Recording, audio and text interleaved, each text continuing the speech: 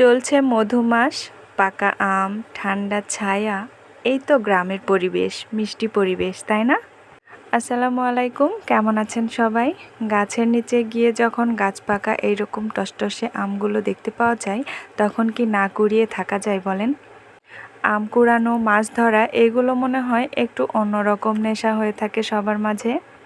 বাড়িতে আম পচে যাবে, রাশি রাশি আম ফেলে দিতে হবে, কিন্তু তারপরেও আম কুড়ানো ছাড়বো না, গাছতলায় পচতে দিব না। দিই কী করে বলেন? এই রকম টসটসে পাকা সুন্দর আম যদি দেখা যায় চোখের সামনে পড়ে আছে, তাহলে কি আর সেগুলো ফেলে রেখে আসা যায় বলেন তো?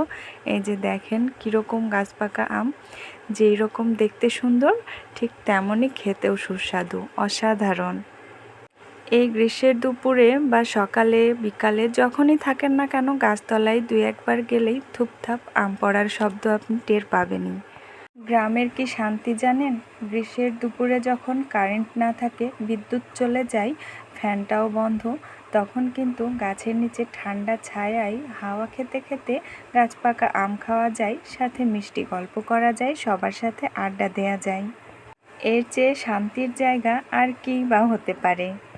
তাজা আম, টক মিষ্টি গল্প কি কখনো করেছেন? আম খেতে খেতে এইরকম গল্প, খোসা সহ আম খেয়েছেন কখনো? আমি তো অনেকবার খেয়েছি। গাছ থেকে আম নামানোর সময় গাছ পাকা আম খেয়েছি, এইভাবে কুড়িয়ে খেয়েছি, আসলে অনেক মজা। একবার খেয়ে দেখবেন। আর যারা গ্রামে আছেন তাদের কাছে তো এটা অতি সাধারণ একটা বিষয়। তো যাই হোক, এই যে দেখেন আমি কতগুলো আম পেয়েছি। এখন এই আমগুলো বাসায় নিয়ে গিয়ে আমি কেটে ফেলবো। আমগুলো আমি সবগুলোই কেটে নিয়েছি, কেননা গাছ পাকা আম বেশিক্ষণ রাখা যায় না, বেশিক্ষণ রাখলে ভেতরটা ঝাঁঝালো হয়ে যায়। পাকা আমের ঘ্রাণ আর স্বাদ দুটোই অপূর্ব, তাই না? দেখলেও যেন চোখটা জুড়িয়ে যায়, কি অপরূপ। সত্যিই আল্লাহর সৃষ্টি কতই না সুন্দর, তাই না? আমি কিন্তু অনেকগুলো আম কেটেছি, কিছুটা ডিজাইন করে আর কিছুটা গোটা রেখেছি। আর সবগুলো আম কিন্তু আমার কুড়ানো নয়, আমাদের গাছেরও আছে। তো চলুন এইবার রান্নাঘরে যাই। এগুলো কি করব বলেন তো? ছাতু বানাবো। ভুট্টা ভেজে নিচ্ছি। ভুট্টা, গম, চাল, বুট সব কিছু মিলেমিশে একটা ছাতু বানানো হবে। আর এই জন্য প্রথমে ভুট্টা ভেজে নেওয়া হয়েছে দুই পাশে খোলা দিয়ে, তারপরে ভেজে নিয়েছি বুট, গম, চাল, এগুলো একে একে সবটাই ভেজে নেওয়া হয়েছে।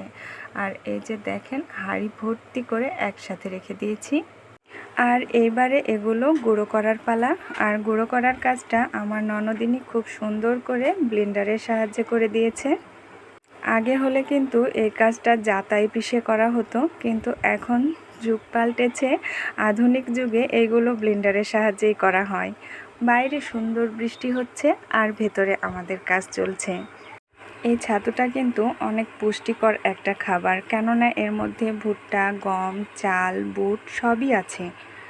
এই যে দেখেন কতগুলো ছাতু বানিয়েছি, কি যে সুন্দর ঘ্রাণ বের হয়েছে, তা যদি সামনে থেকে দেখতেন তবে বুঝতেন।